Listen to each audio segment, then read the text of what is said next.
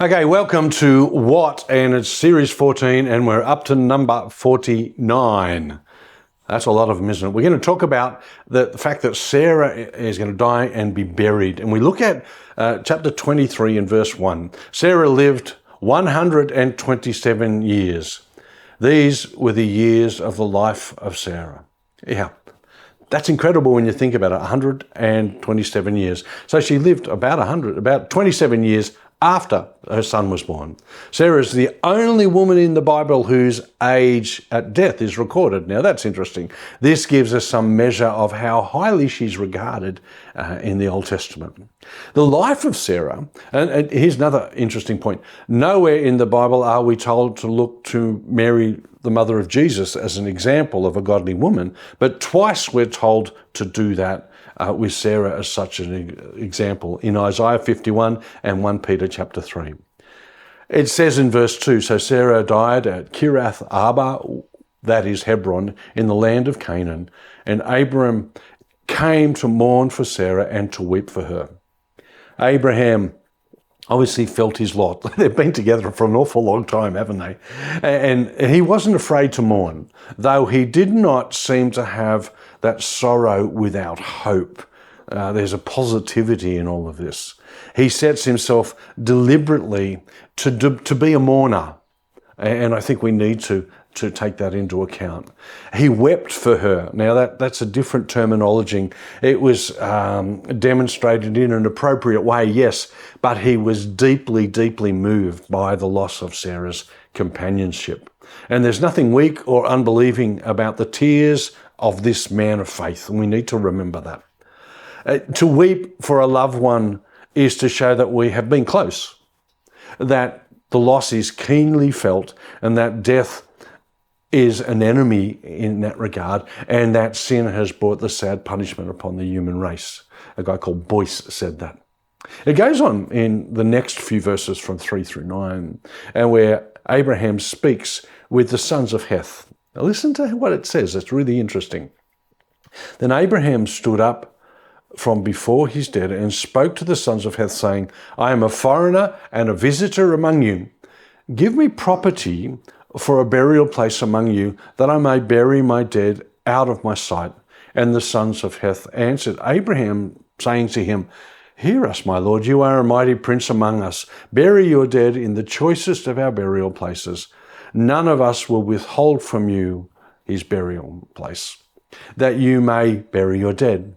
Then Abraham stood up and bowed himself to the people of the land, the sons of Heth, and he spoke with them, saying, If it is your wish that I bury my dead out of my sight, hear me and meet with Ephron the son of Zohar for me, that he may give me the cave of Machpelah, which he has, which is at the end of his field. Let him give it to me at full price as the property for a burial place among you. Wow. He recognizes that he's probably not overly accepted, even though he's respected. Abraham did not feel this way because he'd come from Ur of the Chaldeans. It's because he recognized, I think, that there was more to this family thing, that his home was probably after death in a lot of ways. Moses knew, and it was part of the whole concept of part of the laws of the Jews. So, and it's come down to us. We know that there's a heaven. We know there's another place. But Abraham's saying, give me a particular place, the cave of Machpelah. The property is in such and such a place. And in his travels around Canaan, Abraham had obviously visited the area. Yeah, he did actually. In Genesis 13, he built an altar near this place. He knew where the cave, and he was willing to pay full price for it. It's interesting the negotiations that take on from this point. It says in verse 10, Now Ephron dwelt among the sons of Heth, and Ephron the Hittite answered Abraham in the presence of the sons of Heth, all who entered at the gate of his city, saying, No, my lord, hear me, I will give you the field and the cave that is in it. I give it to you in the presence of the sons of my people. I give it to you, bury your dead.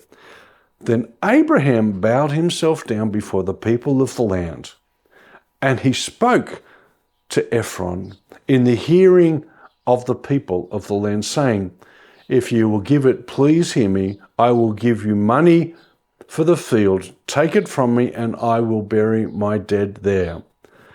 And Ephron answered Abraham, saying to him, my Lord, listen to me. The land is worth 400 shekels of silver. What is that between me and you? So bury your dead. So Abraham listened to Ephron. He weighed out the silver for Ephron, which he had named in the hearing of the sons of Heth, 400 shekels of silver, currency of the merchants. Interesting here, Ephron's quite willing to give him the place. So Abraham is obviously really respected by all of these leaders of these different cities and different nationalities. This way of negotiating the price was quite typical practice in that culture. Apparently, it still happens in some ways fairly similar to that. As a gesture of kindness, the selling party may offer to give the property in question to the buyer until the buyer insists on paying a price. Now, Ephron the Hittite followed the cultural customs of bargaining. First, the seller offered to give it to them. Secondly, we go on, and he's confident that the buyer would refuse the ceremonial offer. When the buyer refused to receive it as a gift, the seller suggests a price, which is claimed was modest. But from what we can gather, historically, it's really a very high price. This was understood to be the starting point. From there, they bargain again. Now, we notice that Abram bowed himself down to the people of land. He showed that he was a follower of God and that he should conduct business with the world courteously, fairly, prudently even. In not giving a counteroffer to the suggested price of 400 shekels of silver, Abraham was remarkably generous in his dealings with Ephron. You see, they had this system that worked, and it was really Abraham who was the most generous. The sad part for me is that he has to buy this land when God has promised him everything, yet the only land that he's going to have at the end of Sarah's life is this burial field. Verse 17 goes on, so the field of Ephron, which was in Machpelah, which was before Mamre, the field and the cave which was in it, and all the trees that were in the field, which were within all of the surrounding borders, were deeded to Abraham as a possession in the presence of the sons of Heth, before all who went in at the gate of his city. And after this, Abraham buried Sarah, his wife, in the cave of the field of Machpelah before Mamre, that is Hebron, in the land of Canaan. So the field and the cave that is in it were deeded to Abram by the sons of Heth as property for the burial place. Notice it says here, deeded. It really became his property. He had purchased it. The text emphasizes this really significantly. Do we get that? It's the only piece of land that Abraham ever owned in the land that was promised to him. It showed he was a real man of faith. He believed that land was going to be added to this. I don't know whether he thought that his sons, etc., were going to have to pay for it. But Abraham buried Sarah, his wife, in that cave. But this is also where Isaac and Ishmael buried Abraham. If you look at Genesis 25, Isaac and Rebekah are both buried here. And Jacob buried Leah here in Genesis 49. And Joseph buried Jacob here. This cave of Machpelah was the great tomb of the patriarchs. And it was purchased by Abraham for his wife Sarah. Bless you.